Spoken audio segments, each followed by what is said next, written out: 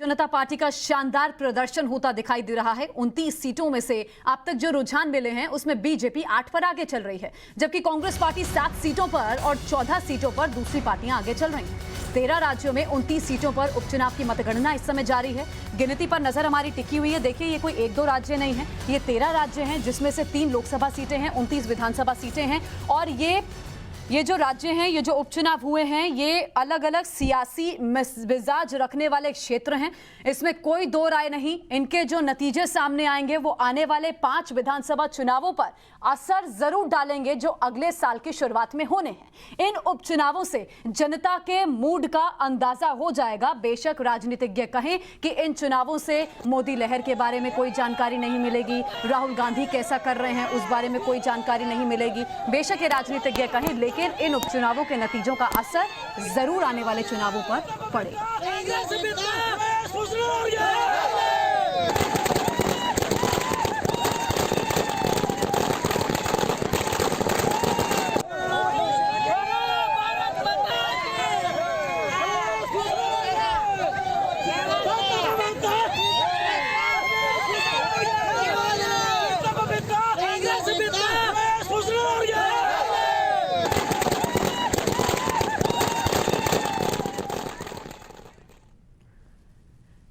मेरे साथ मेरे सहयोगी जुड़ गए हैं। गुरप्रीत सिंह चिन्ना है चंडीगढ़ से मेरे साथ जुड़े हैं, गोविंद गुर्जर मेरे साथ भोपाल से मौजूद है, अरिंदम मेरे साथ इस समय गुवाहाटी से मौजूद है और अमित कुमार न्यूज रूम से हैं। मैं वापस आ रही हूँ और भंवर पुष्पेंद्र मेरे साथ इस समय राजस्थान से मौजूद है। अमित, आपके पास अभी क्या जानकारी है? बीजेपी कई सीटों पर आगे अभी चल रही है। नहीं, मुझे लगता है कि देखिए, ये चुनाव को अगर पूरा ओवरऑल अगर आप देखें तो बीजेपी के लिए अच्छे संकेत जो है कम से कम हिमाचल प्रदेश से नहीं आ रहे हैं, क्योंकि वहां पर उनकी सरकार है, लेकिन जो 2 विधानसभा है उपचुनाव वहां पर वो पिछड़ती दिख रही है और मंडी लोकसभा वहां पर वो पिछड़ती दिख रही है। अच्छी खबरें बीजेपी के लिए अगर हैं तो वो असम से हैं, जहां पर 5 की 5 सीटें एनडीए लीड कर रही है। टीएमसी अपनी 5 सीटों में लीड कर रही है। बंगाल में, राजस्थान में 2 सीटों पर जो है वो लीड कर रही है कांग्रेस। तो अगर आप इन राज्यों को देखें तो टीएमसी जो बंगाल में वहां पर अपनी सत्ता को बचाए हुए रखी हुई है, जो एक तरह से बड़ी जीत हुई थी वो कंटिन्यू जारी है उनका। असम में भी अगर आप देखें तो उनका जो करिश्मा है, जो हेमंत बिस्वा शर्मा सीएम बनने के बाद जिस तरह से पार्टी आगे बढ़ी है, तो 5 एनडीए सीट जीत रही है। लेकिन एक थोड़ी चिंता की बात मुझे लगता है हिमाचल प्रदेश से है और बिहार में तारापुर और कुशेश्वर धाम दोनों जगह में अगर देखें तो एक जगह आरजेडी आगे चल रही है तो एक जगह पर जेडीयू है। बहुत ही नेक टू नेक फाइट वहां पर चल रहा है। तो ये अगर आप ओवरऑल देखिए तो ये सिचुएशन है। 29 में से आधी सीटों पर बीजेपी का कब्जा था पिछली बार, लेकिन इस बार स्थिति थोड़ी बदलती दिख रही है, जब हिमाचल जैसे जगहों पे बीजेपी को थोड़ा नुकसान हो रहा है, जो दिखा रहा है कि कहीं ना कहीं एंटी इनकम्बेंसी जो है वो हिमाचल प्रदेश में काम कर रही है। देखिए, अशोक गहलोत और सचिन पायलट से लगातार इन दोनों के बीच विवाद हम देख ही रहे हैं राजस्थान में। भंवर पुष्पेंद्र मेरे साथ लगातार बने हुए हैं। राज्य में नेतृत्व परिवर्तन की आहट भी कुछ समय से सुनाई दे रही है, तो ऐसे में अशोक गहलोत का आगे का रास्ता इससे तय होना है। देखिए, अभी रुझान ही है, नतीजे नहीं है, जो आपको भी अमित कुमार ने बताए हैं। भंवर पुष्पेंद्र, राजनीतिक प्रतिक्रियाएं क्या आ रही हैं इस पर, जो रुझान आ रहे हैं? जी बिल्कुल, अभी रुझान है। जी बिल्कुल अभी रुझान है, और जो प्राथमिक रुझान है उसमें ये चीज़ सामने आ रही है कि कांग्रेस लगातार बढ़त बनाए हुए है और बढ़त का गैप भी काफ़ी ज़्यादा है।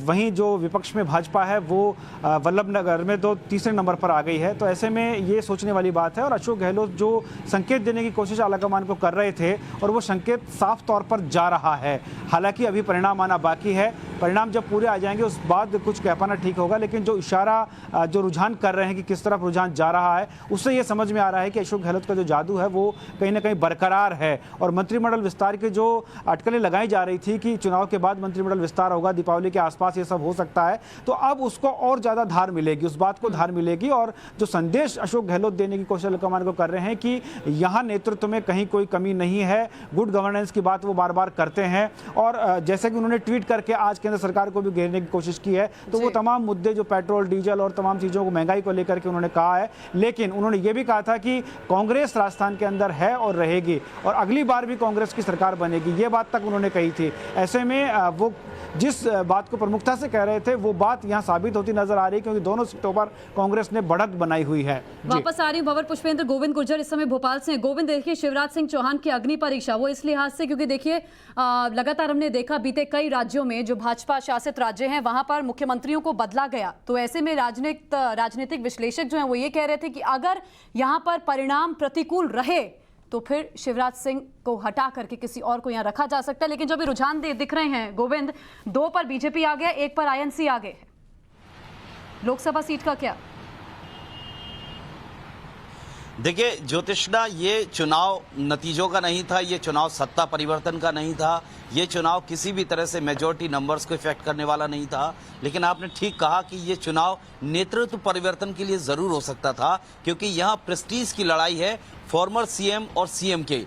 क्योंकि अगर बीजेपी 4 सीटों पर डिफीट करती है, 3 सीटों पर डिफीट करती, तो सवाल उठते सीएम शिवराज सिंह चौहान के नेतृत्व को लेकर। तब तमाम चीजें हो सकती थी जिनका स्पेकुलेशन हम कर रहे हैं। लेकिन यहाँ ऐसा कुछ भी नहीं है। सीएम शिवराज सिंह चौहान का जो जादू है वो फिर से बरकरार होता हुआ नजर आ रहा है। शुरुआती रुझानों में बीजेपी 3 सीटों पर बढ़त बनाए हुए है और 1 सीट लूज कर रही है, लेकिन वो भी मार्जिनल वे में। हमारे साथ अजय सिंह यादव कांग्रेस के नेता हैं, उनसे बात करेंगे। सर, क्या हो गया? कमलनाथ जी ने इतना कुछ किया, इतने दावे वादे किए, लेकिन शुरुआती रुझान आपके पक्ष में कतई नहीं दिख रहे। देखिए, जिस तरह से अभी शुरुआती रुझान है, 4-5 राउंडों की मतगणना हुई है, हमें पूरी उम्मीद है कांग्रेस पार्टी वापसी करेगी। जैसे रेगांव में 4 राउंड तक पिछड़ने के बाद अब 7वें राउंड में कांग्रेस लगभग 2000 मतों से आगे है। उसी तरह पृथ्वीपुर में भी केवल 2-2.5 हजार मतों का मार्जिन है, जो कि 8वें-10वें राउंड के बाद कवर हो जाएगा। ये नतीजों का, लेकिन मूरल बोस्टर का चुनाव था,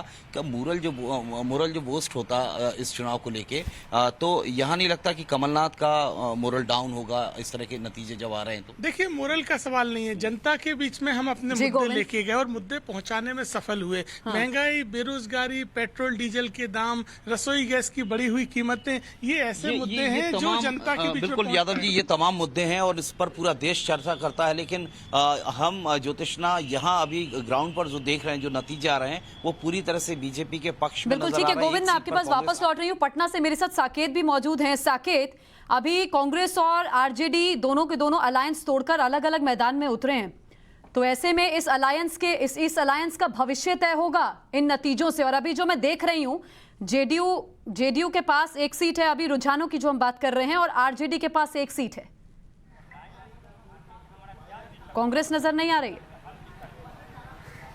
देखिए, बिल्कुल जो रुझान आ रहे हैं अब तक, उसमें साफ तौर से देखा जा सकता है। लेकिन जो कुशेश्वर स्थान सीट है, जहां पर जेडीयू ने लगभग 9000 वोटों से आरजेडी के जो उम्मीदवार है उससे वहां पर लीड ले लिया है, तो कह सकते हैं कि एक बड़ा लीड कुशेश्वर स्थान सीट पर जेडीयू को मिल चुका है। लेकिन वहीं तारापुर सीट पर आरजेडी और जेडीयू में अभी भी कांटे की टक्कर है। हालांकि 2000 से ज़्यादा वोटों का जो लीड है वो आरजेडी ने वहां पर लिया हुआ है। तो एक सीट हम मान के चल रहे हैं कि अभी फिलहाल 1 सीट पर जेडीयू और 1 सीट पर आरजेडी की लीड है। लेकिन सबसे बड़ी बात है कि कांग्रेस, चूंकि महागठबंधन से अलग होकर कांग्रेस ने भी दोनों सीटों पर अपने कैंडिडेट दिए थे, लेकिन वहां की स्थिति देखिए आप, दोनों सीटों पर कांग्रेस के जो उम्मीदवार हैं वो बुरी तरह से पिटे हैं। क्योंकि वहां पर जो तीसरी पार्टी मानी जा रही थी, तीसरे नंबर पर अगर जो कोई पार्टी रहेगी तो कांग्रेस रहेगी, ऐसा कहा जा रहा था। लेकिन वहां पर तीसरे नंबर पर लोक जनशक्ति पार्टी, जो चिराग पासवान गुट का जो पार्टी है,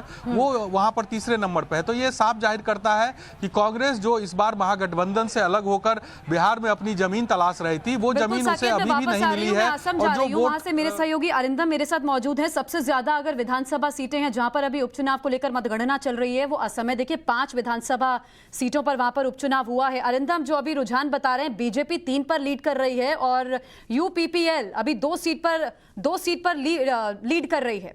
और एआईयूडीएफ से गठबंधन तोड़ने के बाद कांग्रेस कितनी वापसी कर पाती है, इस पर भी नजर टिकी है। कांग्रेस कहीं यहां भी नजर नहीं आ रही है।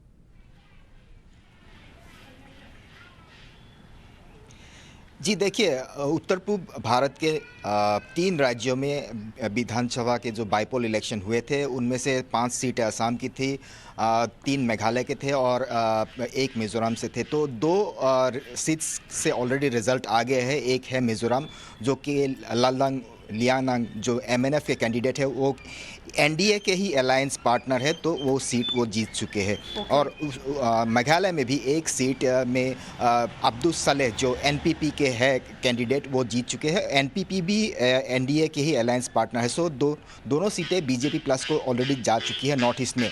और बाकी आसाम की बात किया जाए तो आसाम में अभी टोटल 5 सीटों में ये काउंटिंग चल रहा है, जिसमें से 3 में BJP बढ़त बनाई हुई है और 2 में UPPL बढ़त बनाए हुए। तो UPPL भी BJP का ही अलायंस है। तो पूरे राज्यों में, तीनों राज्यों में देखा जाए तो BJP स्पष्ट तरह से पूरी लीड बिल्कुल। बनाई हुई अरिंदम, है। मैं वापस आ रही हूँ, चंडीगढ़ जा रही हूँ, वहां पर गुरप्रीत सिंह चन्ना मेरे साथ हैं। गुरप्रीत, कांग्रेस नेतृत्व को लेकर लगातार सवाल उठ रहे हैं, दूसरी पार्टियां हो वो भी सवाल उठा रही हैं कि अंदर गुटबाजी कांग्रेस पार्टी में बहुत ज्यादा है, और अंदर खाने ही G23 का मैं जिक्र कर रही हूं, वो नेतृत्व पर सवाल उठा रहे हैं। तो ऐसे में कांग्रेस के लिए दूरगामी संकेत है ये उपचुनाव के नतीजे।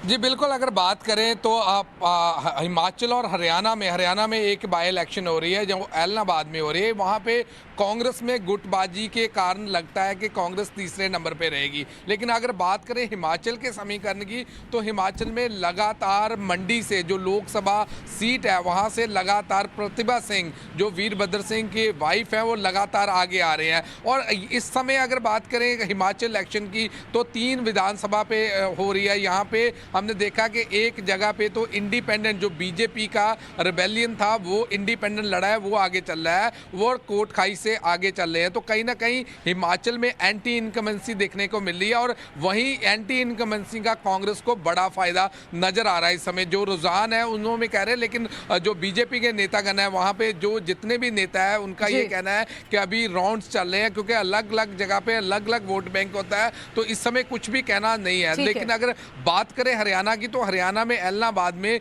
जो अजय सिंह चौटाला को कह रहे हैं। अभय चौटाला आपसे थोड़ी देर पहले रुझानों में आगे चल रहे थे, INLD के नेता हैं। इस बीच खबर यह है कि खंडवा लोकसभा सीट पर इस समय मतगणना जारी है और मध्य प्रदेश में 3 सीट पर BJP को बढ़त नजर आ रही है। ये रुझान है, ये नतीजे नहीं। खंडवा लोकसभा सीट और 2 विधानसभा सीटों पर भारतीय जनता पार्टी आगे है। पश्चिम बंगाल की 4 विधानसभा सीट पर TMC आगे है। बड़ी कवरेज टाइम्स नाउ नवभारत पर जारी है। आप सभी सहयोगियों का बहुत बहुत शुक्रिया।